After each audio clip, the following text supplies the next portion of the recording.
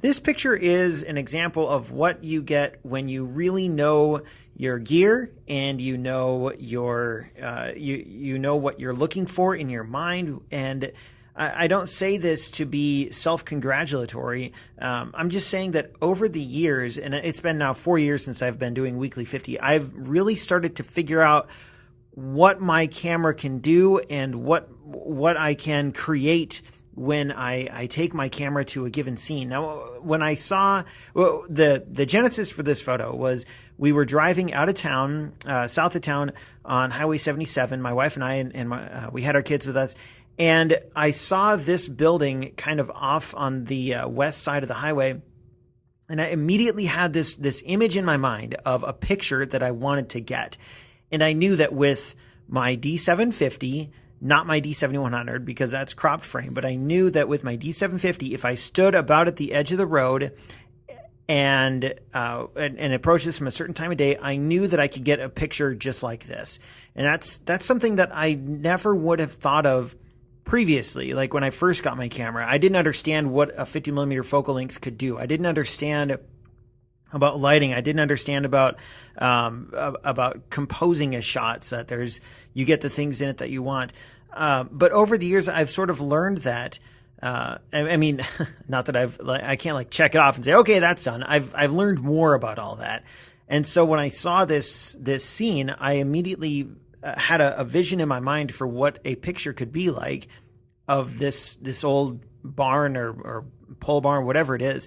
So a couple days later, I drove out to this scene on the way to work, and it's just a minute out of town, so it's not really a big deal. It's not like I had to drive an hour to get this shot or whatever, but I knew that the sun would be coming up. The building is facing east, and so the morning light is just starting to peek over the horizon behind where I'm shooting here.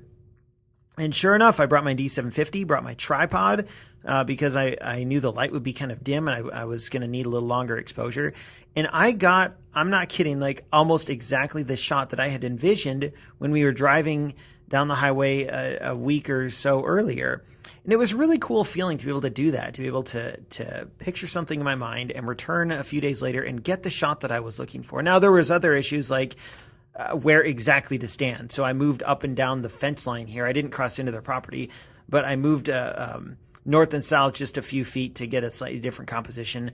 And there was other issues like where do I put the horizon line? Do I put it really high, really low? Normally I would put the horizon line a little lower than this, but I kind of like it where it is now, almost bisecting the frame right in the middle. And I'm pretty happy with how it turned out. I don't remember much about the exposure settings. I think it was like about a second or something like that of an exposure. That stuff doesn't really matter to me in this case as much, so much as just the picture that I got. I think it's kind of cool. I have a link on the blog to the Google Map, to a link on Google Maps where you can actually see this same barn or whatever it is in broad daylight when the street view car was going by. And I wonder if what sense you get if you click on that and you see this. Do you see a picture like this, or do you see a different picture that you might get with your camera and your gear? And to me, the takeaway in all this is the more experience you get, the more you know about your camera, your gear, your style of photography, the better you're going to get at creating the shots that you really want to create.